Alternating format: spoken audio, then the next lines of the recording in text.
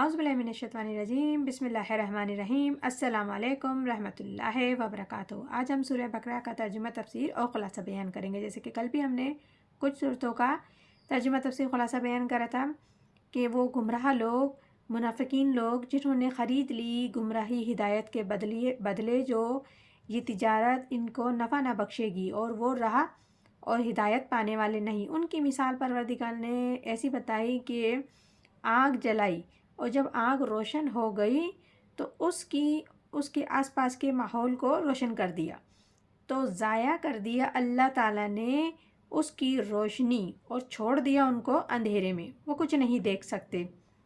तो इसी तरीके से फिर अल्लाह ताला ने उन लोगों के ही बारे में इरशाद फरमा रहे हैं कि वो किस टाइप के हैं।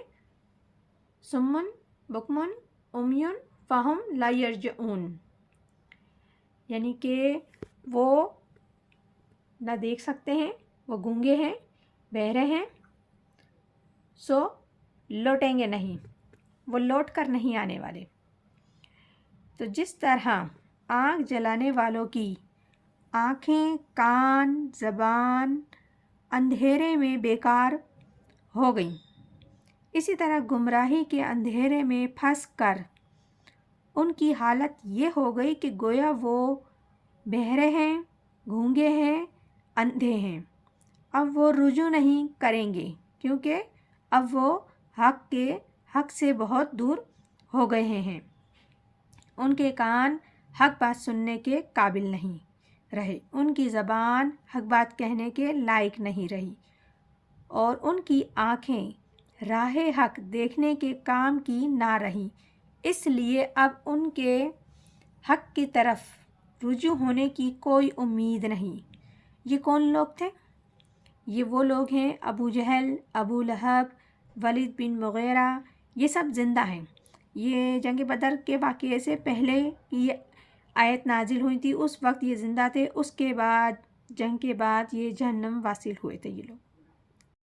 आगे इरशाद रब्बानी है, औ कसीबम मिनस समा फ़ीहा ज़ुल्मात वरअदन बरका यजअलु असाबहुम फ़ी अज़ानिहिम मिनस सवाइक़ल हज़रल मौत वल्लाहु मुहीतुल बिल काफ़िरीन।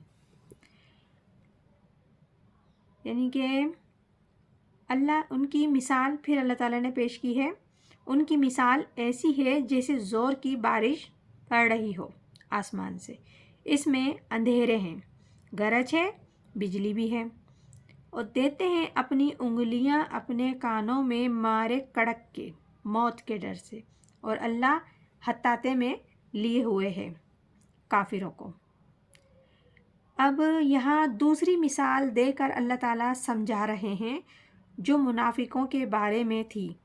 जैसे एक पहले मिसाल थी कि आग के जलाई, फिर अल्लाह ने उनको अंधेरे में छोड़ दिया। अब यहाँ फिर अल्लाह ताला ने उन्हीं लोगों की मिसाल दी है जो खूब दिल खोल कर कुफ्र पर जमे हुए हैं। कभी कभी इस्लाम की हकानियत देखकर इसकी तरफ माइल होने लगते हैं, मगर फिर बदल जाते हैं। इसी अमल के हवाले से परवरदिगार ने उनकी तरफ ये बयान फरमाया है, पेश की है ये मिसाल उन लोगों की कि जैसे ज़ोर से आसमान से बारिश हो रही हो और उसमें बिल्कुल अंधेरा छा गया हो, रोशनी नाम की कोई चीज़ नहीं हो, गरज और चमक के साथ। रोशनी अगर आ भी रही है, चमक आ रही है बिजली की, तो वो बहुत ख़तरनाक गरज के साथ आ रही है।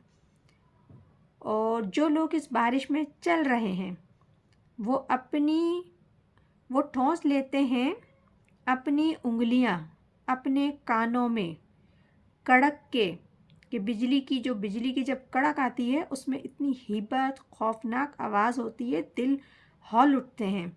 तो उस खौफ से वो अपने कानों में उंगलियां डाल देते हैं कि हम इस आवाज़ से बच जाएं, सबब इस अंदेशे से कि मौत के डर से, यानी कि वो इतनी खौफज़दा हो जाते हैं कि मौत के डर से वो अपने कानों में उंगलियां ठोस के अपने आप को समझते हैं कि हम सेफ़ हो गए। और अल्लाह ताला इसी तरह हत्ताते में लेता है काफिरों को, क्योंकि जब एक तरफ ढील अल्लाह ताला देता है तो छोड़ देता है। ये तो एक कुदरती आफत थी जिसकी झलक दिखाई थी रब्बुल इज़्ज़त ने। جب اللہ تعالیٰ اپنے عذاب میں ان کو لے گا اس وقت ان کی کیا پوزیشن ہوگی۔ یہ سورہ بقرہ ہے جس کی ابھی ہم نے 2 صورتوں کا ترجمہ تفسیر کیا ہے، انشاءاللہ آگے بھی کرتے رہیں گے۔